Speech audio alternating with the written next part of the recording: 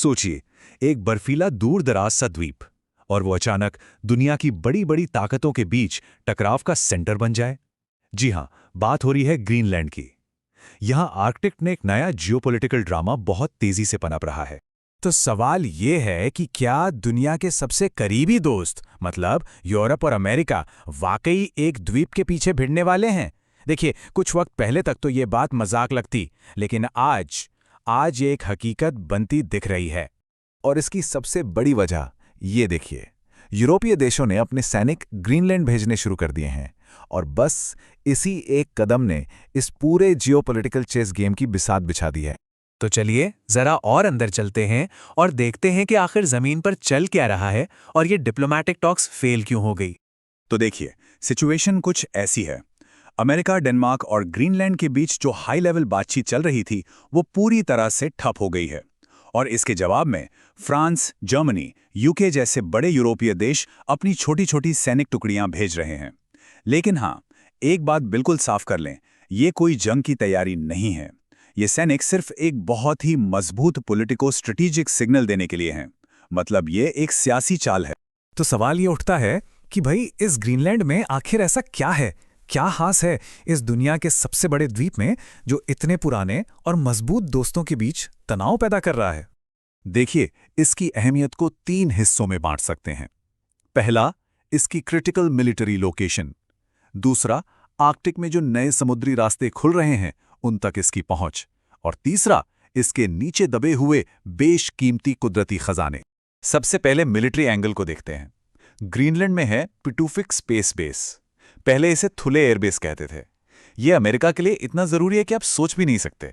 यहीं से missile detection होता है, स्पेस पर नजर रखी जाती है, और पूरे आर्कटिक के लिए यह एक अर्ली वार्निंग सिस्टम है। तो जाहिर है, जिसका इस बेस पर कंट्रोल होगा उसे एक जबरदस्त स्ट्रैटेजिक एडवांटेज मिलेगा।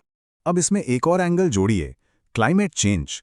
जैसे जैसे आर्कटिक की बर्फ पिघल रही है ना, वहां शिपिंग के लिए बिल्कुल नए रास्ते खुल रहे हैं, और ये पूरा इलाका रूस और चीन जैसी शक्तियों के लिए एक नया ग्रेट गेम का मैदान बन गया है। और ग्रीनलैंड, वो इस नए अखाड़े के बिल्कुल सेंटर में बैठा है। और अब बात करते हैं खजाने की। ये नंबर देखिए, 25। यूरोपियन यूनियन को अपने उद्योगों के लिए 34 क्रिटिकल रॉ मटेरियल्स की जरूरत पड़ती है। इनमें से 25, जी हां 25 के 25 ग्रीनलैंड में पाए जाते हैं। इसमें रेयर अर्थ मेटल्स हैं, सोना है, लोहा है। तो जाहिर है, अपनी फ्यूचर सप्लाई चेन्स को सिक्योर करना यूरोप के लिए एक बहुत बहुत बड़ा मोटिव है। ठीक है, तो अब जरा इस खेल के अलग अलग प्लेयर्स को देखते हैं और ये समझने की कोशिश करते हैं कि आखिर किसका क्या एजेंडा है। अब ये बड़ा मजेदार है। यूरोप पब्लिकली क्या कह रहा है? वो कह रहा है कि ये तो रूटीन सिक्योरिटी कोऑपरेशन है, हम तो डेनमार्क की संप्रभुता को रूस और चीन से बचाने में मदद कर रहे हैं। लेकिन असली इरादा कुछ और है। असल में ये अमेरिका को एक कड़ा संदेश है कि सुनो, ग्रीनलैंड पर कोई भी एक तरफा फैसला हमें मंजूर नहीं होगा। ये टेबल साफ कर देती है कि बातचीत फेल क्यों हुई। देखिए, सबके अपने अपने स्टैंड हैं। अमेरिका चाहता है ग्रीनलैंड का पूरा अधिग्रहण ताकि उसके स्ट्रेटेजिक इंटरेस्ट सिक्योर रहें। डेनमार्क और ग्रीनलैंड का कहना है, भाई हमारी संप्रभुता नॉन नेगोशिएबल है। सिक्योरिटी में मदद का मतलब ये नहीं कि हम अपनी जमीन दे देंगे। और फिर आते हैं ग्रीनलैंड के लोग, जो आखिर में पूरी आज़ादी चाहते हैं, किसी का भी दबदबा नहीं। और ये बयान देखिए, ग्रीनलैंड बिकाऊ नहीं है। ये बात ग्रीनलैंड के प्रधानमंत्री और डेनमार्क की सरकार दोनों ने बार बार और बहुत मजबूती से कही है। उनका मैसेज बिल्कुल क्रिस्टल क्लियर है। अब दोस्तों के बीच ये जो खींचतान है, ये नेटो अलायंस यानी इस बड़े सैन्य गठबंधन के अंदर भी दरारें डाल रही है। और सच कहूं तो ये कोई नई बात नहीं है। नेटो में इस तरह का तनाव पहले भी दिखा है। 2003 में इराक युद्ध को लेकर गहरे मतभेद थे। फिर 2021 में ऑकस डील पर फ्रांस कितना नाराज हुआ था, वो भी हमने देखा। और आज ये ग्रीनलैंड विवाद अमेरिकी महत्वाकांक्षाओं को नेटो के ही एक दूसरे सदस्य डेनमार्क की संप्रभुता के सामने लाकर खड़ा कर रहा है। तो नेटो के लिए ये एक बहुत बड़ी दुविधा है, एक डायलेमा है। वो क्या करे?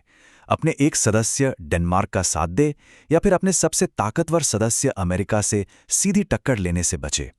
ये एक बहुत ही मुश्किल बैलेंसिंग एक्ट है।